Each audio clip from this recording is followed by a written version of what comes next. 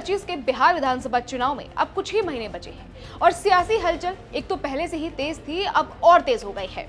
हर party अपनी ताकत दिखाने के लिए मैदान में उतर चुकी है और एड़ी चोटी के जोर लगा रही है। इस बार खास बात यह है कि प्रशांत किशोर की नई पार्टी जनसुराज में पहली बार चुनाव में शामिल हो रही है, जिसने चुनावी तस्वीर को पूरी तरह बदल कर रख दिया है। ऐसे में सवाल यह है कि बिहार में कौन मारेगा बाजी और किसका पलड़ा सबसे भारी होगा। तो इसी को लेकर बताएंगे आपको सबसे ताजा और चौंकाने वाले सर्वे के नतीजे, जो चुनाव के हालात को बखूबी बयान कर रहे हैं।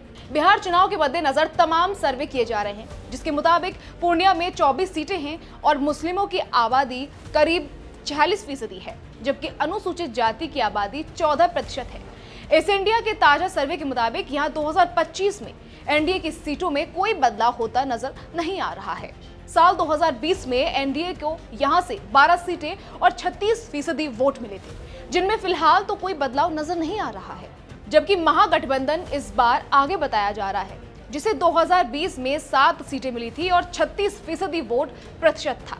बाकियों के खाते में 5 सीटें गई थी और 28% वोट मिले थे। यहाँ जनसुराज का उतना इफेक्ट नहीं दिख रहा है।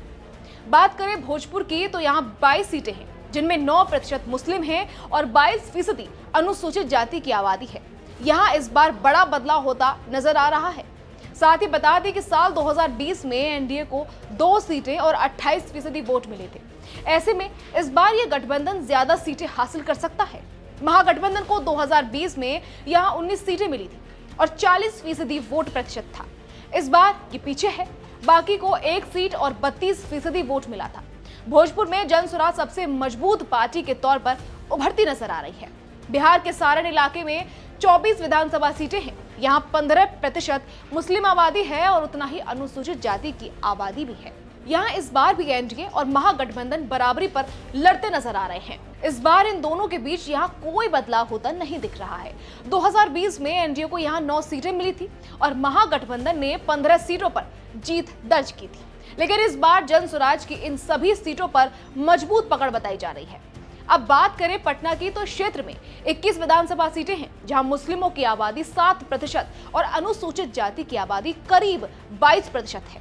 साल 2020 के विधानसभा चुनाव में एनडीए को यहां 11 सीटें मिली थी और 39% वोट शेयर था। वहीं महागठबंधन को 10 सीटें मिली थी और 38% वोट मिले थे। इस बार भी इनमें कोई बदलाव होता नजर नहीं आ रहा है।